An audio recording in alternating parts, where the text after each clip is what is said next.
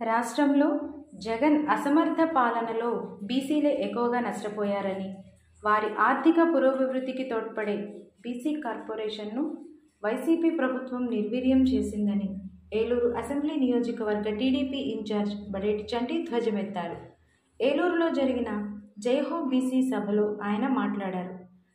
Eluru చేపలతూము centre మీసాల అప్పన్నస్వామి గుడి వద్ద నిర్వహించిన జైహో బీసీ సభలో ముఖ్య అతిథులుగా ఏలూరు పార్లమెంటు నాయకులు గొర్రుముచ్చు గోపాల్ యాదవ్, మాజీ మంత్రి మరడాని రంగారావు, మాజీ పార్లమెంటు సభ్యులు మాగంటి బాబు, బీసీ సెల్ ఏలూరు జిల్లా అధ్యక్షులు రెడ్డి శ్రీనివాస చక్రవర్తి, శ్రీశైలం రాష్ట్ర అధ్యక్షులు పట్నాల వెంకటేష్ బాబు, బీసీ సెల్ ఏలూరు జిల్లా కార్యదర్శి ఇప్పిలి వెంకటేశ్వరరావు, ఏలూరు మున్సిపల్ మాజీ చైర్మన్ ఉప్పాల జగదీష్ బాబు, దాసరి, శేషు పాల్గొన్నారు.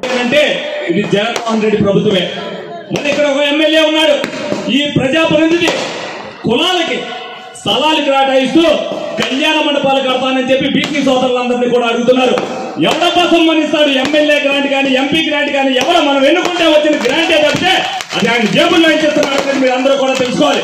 మళ్ళీ కమలనాథ్ ఆడుతూ 4.5 సంవత్సరాలు పోయిన తర్వాత బీసీ సోదరులందరినీ అడ్డం పెట్టుకొని ఓట్లు సాధించాలని చూసే వాళ్ళకి గుణపాఠం చెప్పాలని మీ అందరికీ కూడా కోరుకుంటున్నా సభ్యంగా.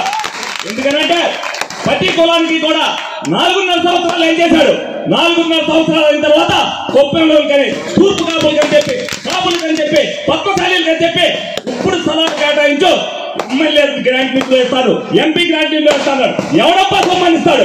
మీరందరూ ఎన్నుకుంటే ఈ సొమ్ము వచ్చింది తప్పితే వాళ్ళ జేబుల్లో ఇచ్చే సొమ్ము కాదని మీరు అందరూ కూడా సవినయంగా తెలుసుకోవాల్సిన అవసరం ఎంతనా ఉంది. 4.5 సంవత్సరాల్లో ఏ రోజున కూడా బీసీల గురించి పట్టించుకోని నాయకుడు ఈ రోజున మనకు అవసరం అనేది మీరు అందరూ కూడా